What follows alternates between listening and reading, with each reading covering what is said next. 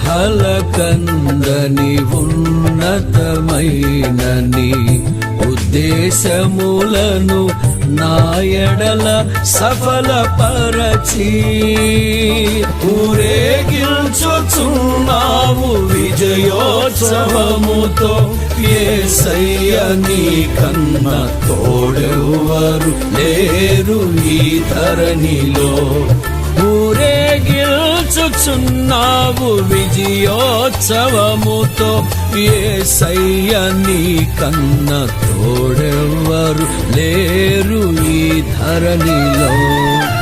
రాజాధిరాజ రవికోటి తేజ రమణీయ సామ్రాజ్య పరిపాలక, విడువని కృపణాలో స్థాపించెనే సియోనులో